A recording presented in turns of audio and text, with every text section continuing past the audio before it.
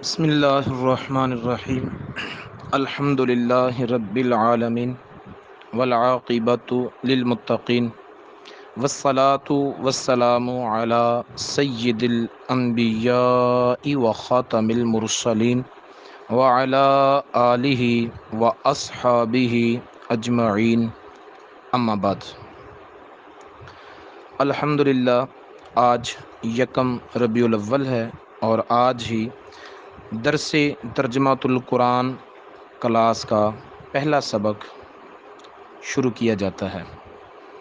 امام بخاری علیہ الرحمہ نے صحیح بخاری جلد نمبر 2 میں حضرت عثمان بن عفان رضی اللہ تعالی عنہ سے روایت نقل فرمائی ہے کہ حضور نبی پاک صاحب الاولاق صلی اللہ تعالی علیہ وآلہ وسلم نے ارشاد فرمایا، خیرکم من تعلم القرآن وعلمہ، تم میں سے بہترین شخص وہ ہے جو قرآن پاک کا علم حاصل کرے اور لوگوں کو قرآن پاک کی تعلیم دے۔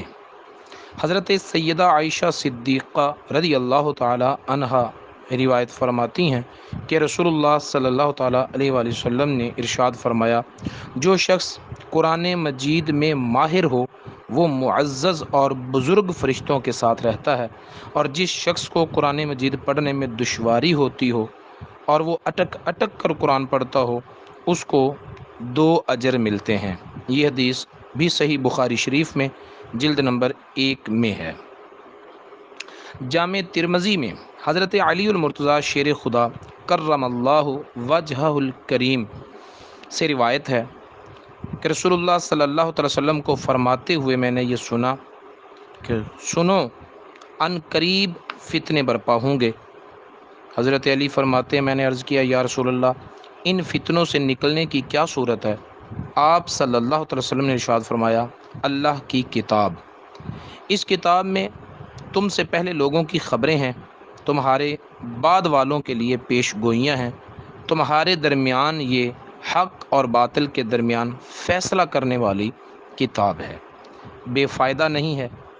جس متکبر نے اس کو ترک کر دیا اللہ تعالیٰ اس کو ہلاک کر دے گا، جس نے اس کے علاوہ کسی اور چیز میں ہدایت کو تلاش کیا اللہ تعالیٰ اس کو گمراہی میں ہی رہنے دے گا۔ یہ اللہ تعالیٰ کی مضبوط رسی ہے، یہ حکمت والی نصیحت ہے، یہ صراط مستقیم ہے۔ اس کی وجہ سے خواہشات میں کجی نہیں آئے گی۔ کسی زبان کا کلام اس کتاب کے کلام کے مشابہ نہیں ہو سکتا۔ علماء اس سے کبھی سیر نہیں ہوں گے، بار بار پڑھنے کے باوجود اس سے اکتاہٹ نہیں ہوتی، اس کے اسرار کبھی ختم نہیں ہوں گے۔ جنوں نے جب اس کو سنا تو اس پر ایمان لانے میں بالکل توقف نہیں کیا، بے ساختہ کہا، بے شک ہم نے حیرت انگیز کلام سنا جو صراط مستقیم کی طرف ہدایت دیتا ہے، ہم اس پر ایمان لے آئے۔ جس نے اس کے مطابق کہا اس نے سچ کہا، جس نے اس کتاب پر عمل کیا اس کو اجر دیا گیا، جس نے اس کے مطابق فیصلہ کیا اس نے عدل کیا، جس نے اس کتاب کی دعوت دی اس نے صراط مستقیم کی طرف ہدایت پا لی۔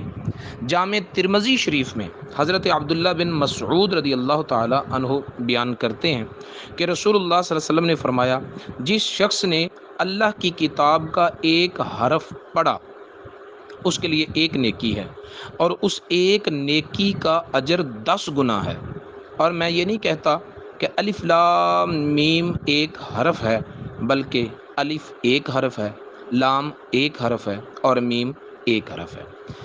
حضرت ابو ہریرہ رضی اللہ تعالی عنہ سے روایت ہے کہ نبی پاک صاحب الاولاق صلی اللہ تعالی علیہ وآلہ وسلم نے ارشاد فرمایا، قیامت کے دن قرآن پڑھنے والا آئے گا تو قرآن کہے گا، اے رب اس کو مزین کر، تب اس شخص کو عزت کا تاج پہنایا جائے گا۔ پھر قرآن کہے گا، اے رب اس کو اور مزین کر، تو اس کو عزت والے حلے یعنی لباس، جبے، قیمتی لباس پہنائے جائیں گے، شاہانہ لباس پہنائے جائیں گے۔ پھر قرآن کہے گا، اے رب اس سے تو راضی ہو جا، تو اللہ تعالیٰ اس سے راضی ہو جائے گا۔ پھر اس شخص سے کہا جائے گا، قرآن پڑھتا جا اور جنت کے درجوں کو چڑھتا جا۔ ہر آیت کے بدلے اس کو نیکی دی جائے گی۔ یہ حدیث شریف بھی ترمذی کی حدیث ہے۔ جامع ترمذی میں حضرت عبداللہ بن عباس رضی اللہ تعالی عنہما سے روایت ہے کہ رسول اللہ صلی اللہ علیہ وسلم نے ارشاد فرمایا، جس شخص کے پیٹ میں، اس کے دل میں کوئی قرآن یاد نہ ہو، قرآن پاک کا کچھ حصہ بھی اس کے سینے میں محفوظ نہ ہو، تو وہ ویران گھر کی مانند ہے۔ حضرت عبداللہ بن عمر رضی اللہ تعالیٰ عنہ فرماتے ہیں کہ نبی پاک صلی اللہ علیہ وسلم نے ارشاد فرمایا، قرآن پاک پڑھنے والے سے کہا جائے گا کہ قرآن پڑھتا جا اور جنت کے درجوں کو چڑھتا جا۔ جس طرح دنیا میں آہستہ آہستہ قرآن پڑھتا تھا، اسی طرح پڑھ، جہاں تو آخری آیت پڑھے گا وہی تیرا ٹھکانہ ہوگا۔ حضرت عقبہ بن عامر رضی اللہ تعالیٰ عنہ بیان فرماتے ہیں کہ میں نے رسول اللہ صلی اللہ علیہ وسلم کو یہ فرماتے ہوئے سنا کہ اعلانیہ قرآن پاک پڑھنے والا اعلانیہ صدقہ کرنے والے کی مانند ہے، اور پوشیدگی کے ساتھ قرآن پاک پڑھنے والا پوشیدگی کے ساتھ صدقہ کرنے والے کی مثل ہے۔ حضرت ابو سعید الخدری رضی اللہ تعالیٰ عنہ بیان کرتے ہیں کہ رسول اللہ صلی اللہ علیہ وسلم نے ارشاد فرمایا، رب تبارک و تعالی فرماتا ہے، جو شخص قرآن پڑھنے میں مشغولیت کی وجہ سے میرا ذکر نہ کر سکا اور مجھ سے دعا نہ کر سکا، میں اس کو دعا کرنے والوں سے زیادہ عطا فرماؤں گا۔ اور اللہ کے کلام کی فضیلت باقی کلاموں پر ایسی ہے جیسے اللہ کی فضیلت ساری مخلوق پر۔ یہ حدیث بھی جامع ترمذی شریف کی حدیث ہے۔ قرآن پاک کی پہلی صورت ترتیب مصحف کے اعتبار سے سورہ فاتحہ ہے۔ سورہ فاتحہ کے نزول کے متعلق متعدد روایات ہیں۔ بعض روایات سے معلوم ہوتا ہے کہ سورہ فاتحہ مکہ میں نازل ہوئی، اور بعض روایات سے معلوم ہوتا ہے کہ یہ مدینہ میں نازل ہوئی۔ اس لیے محققین کا موقف یہ ہے کہ یہ سورت 2 بار نازل ہوئی، ایک بار مکہ میں، ایک بار مدینہ میں۔ علامہ سیوطی علیہ الرحمہ نے ان تمام روایات کو جمع کر دیا ہے۔ کسی بھی سورت کو مکی یا مدنی کہنے میں معیار نبی پاک صلی اللہ علیہ وسلم کی ہجرت ہے۔ کوئی سورت یا کوئی آیت مکی ہے یا مدنی، اس کا فیصلہ کرنے کے لیے دیکھا یہ جاتا ہے کہ یہ سورت یا یہ آیت نبی پاک صلی اللہ علیہ وسلم کی ہجرت سے پہلے نازل ہوئی یا ہجرت کے بعد نازل ہوئی۔ جو صورتیں، جو آیات نبی پاک صلی اللہ علیہ وسلم کے ہجرت فرمانے سے پہلے نازل ہوئیں ان کو مکی کہا جاتا ہے، اگرچہ شہر مکہ میں نازل ہوئی ہوں یا شہر مکہ سے باہر کہیں کسی جگہ پر نازل ہوئی ہوں۔ اور جو آیات، جو صورتیں نبی پاک صلی اللہ علیہ وسلم کی ہجرت کے بعد نازل ہوئیں ان کو مدنی کہا جاتا ہے، اگرچہ وہ فتح مکہ کے موقع پر مکہ معظمہ میں ہی نازل ہوئی ہوں۔ تو سورہ فاتحہ کے مکیہ اور مدنیہ ہونے سے متعلق دونوں طرح کی روایات ملتی ہیں، تو اس کا مطلب یہ ہے کہ یہ سورت ایک مرتبہ ہجرت سے پہلے نازل ہوئی تھی اور ایک مرتبہ ہجرت کے بعد نازل ہوئی تھی۔ سورہ فاتحہ کے متعدد نام ہیں۔ اس کو سورہ فاتحہ، فاتحۃ الکتاب، ام القرآن، سورۃ الکنز، کافیہ، وافیہ، شافیہ، شفا، سبع مثانی، نور، رقیہ، سورۃ الحمد، سورۃ الدعاء، تعلیم المسئلہ، سورۃ المناجات، سورۃ التفویض، سورۃ السوال، ام الکتاب، فاتحۃ الکتاب اور سورۃ الصلاۃ۔ 20 نام سورہ فاتحہ کے مروی ہیں۔ اس صورت میں 7 آیتیں، 27 کلمے، 140 حرف ہیں۔ اس صورت میں کوئی آیت ناسخ اور منسوخ نہیں ہے۔ یہ صورت مکہ میں یا مدینہ میں یا دونوں میں نازل ہوئی۔ حضرت عمر بن شرحبیل رضی اللہ تعالی عنہ سے منقول ہے کہ نبی کریم صلی اللہ تعالی وسلم نے حضرت سیدہ خدیجۃ الکبریٰ رضی اللہ تعالی عنہا سے فرمایا، میں ایک آواز سنا کرتا ہوں جس میں اقرأ کہا جاتا ہے۔ ورقہ بن نوفل کو خبر دی گئی، عرض کیا جب یہ ندا آئے آپ اطمینان کے ساتھ سنیں۔ اس کے بعد حضرت جبریل علیہ السلام نے حاضر خدمت ہو کر عرض کیا، فرمائیے بسم اللہ الرحمن الرحیم الحمد للہ رب العالمین الی آخر ہی۔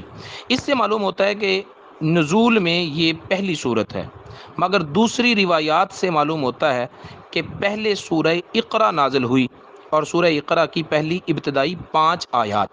اس صورت میں تعلیماً بندوں کی زبان میں کلام فرمایا گیا ہے۔ نماز میں اس صورت کا پڑھنا واجب ہے، امام کے لیے اور منفرد کے لیے۔ جو الگ طور پر اپنی تنہا نماز پڑھ رہا ہو اس پر بھی یہ صورت پڑھنا حقیقتاً اپنی زبان سے واجب ہے، اور امام پر بھی یہ صورت پڑھنا حقیقتاً اپنی زبان سے واجب ہے۔ مقتدی جو کسی امام کی اقتداء کر رہا ہو اس پر اس صورت کا پڑھنا حکماً واجب ہے، بقراءت حکمیہ۔ مطلب کیا ہے کہ امام پڑھے گا اور یہ خاموش رہے گا، امام کا پڑھنا اس کا پڑھنا قرار دیا جائے گا، کیونکہ صحیح حدیث میں ہے کہ قراءۃ الامام لہو قراءۃ، جو بندہ کسی امام کے پیچھے نماز پڑھ رہا ہو تو امام کا پڑھنا مقتدی کا پڑھنا ہی قرار پاتا ہے۔ قرآن پاک میں مقتدی کو خاموش رہنے اور امام کی قرات سننے کا حکم دیا گیا ہے۔ اذا قرئ القرآن فاستمعوا له وانصتوا، جب قرآن پڑھا جائے تو توجہ کے ساتھ سنو اور خاموش رہو۔ قرئ القرآن مطلق ہے کہ وہ قرآن جہراً پڑھا جائے یا سرراً پڑھا جائے، یعنی نماز عشاء، نماز فجر، نماز مغرب میں بلند قرات ہو رہی ہو تو فاستمعوا توجہ سے سنو۔ ظہر اور عصر میں امام قرات سرراً کر رہا ہو تو حکم ہے وانصتوا، تم خاموش رہو۔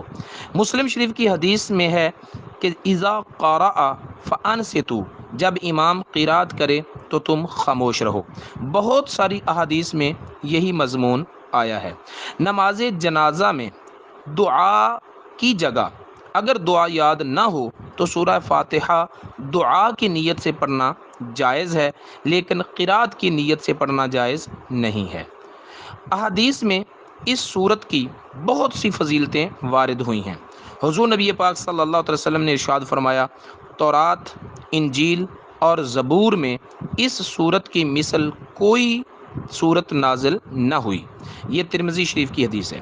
ایک فرشتہ نے آسمان سے نازل ہو کر حضور نبی پاک صلی اللہ تعالی وسلم کی بارگاہ میں سلام عرض کیا اور 2 ایسے نوروں کی بشارت دی جو حضور صلی اللہ تعالی علیہ وآلہ وسلم سے پہلے کسی نبی کو عطا نہیں ہوئے تھے۔